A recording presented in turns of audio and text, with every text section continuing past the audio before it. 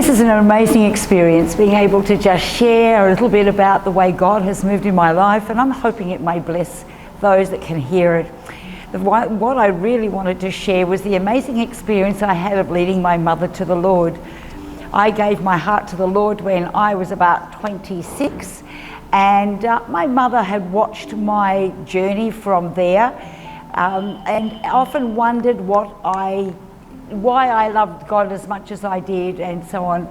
And what was so special was it actually was on her deathbed that she gave her heart to the Lord. And the reason I want to share this story a little is because we must never, ever give up on our loved ones and those that we so cherish and want to lead to the Lord. So as I say, my mum had been ill. She'd had cancer. She was on her last legs.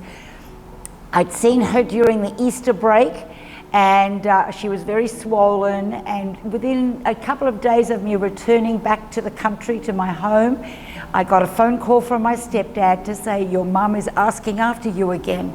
And so I immediately went to her side, and when I walked in, she was lying very flat on the bed. She was unable to be risen up. She was very swollen, and she just said to me, I just need to know what it is that makes you work the way you work. I want to know what it is that has kept you going through all the ups and downs of your life.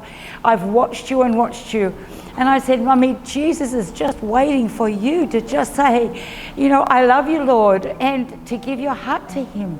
And with that, she said, Jesus, and she just flowed into this most beautiful prayer of, Jesus, please forgive me that I didn't say a thing. She just gave her heart.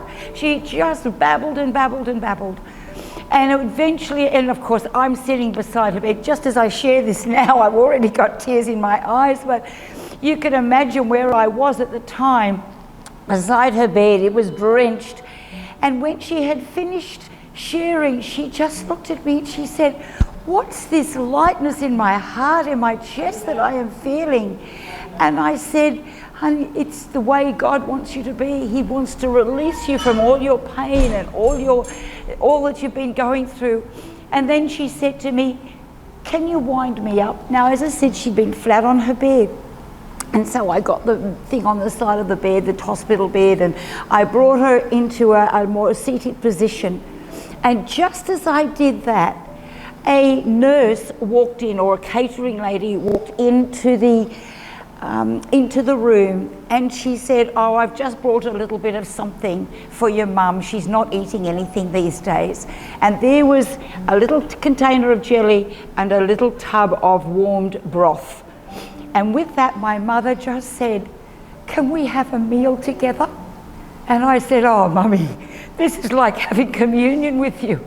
And so there we were, and I was able to put a little bit on a teaspoon and slide it into her mouth, and another little bit, of jelly, and we pretended that that was the blood and the bread, and we had communion together.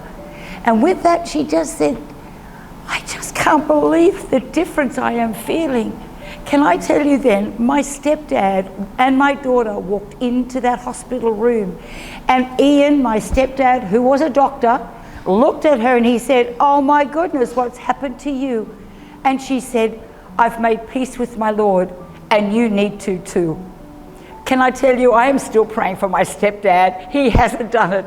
But oh, the thrill in my heart. And when I was able to go to her funeral and to celebrate where I knew she was and what she was doing, it was so different to when I had buried my dad 10 years earlier, still believing that his softened heart meant that he had given his heart to the Lord, but I didn't see any evidence on earth when I lost my dad.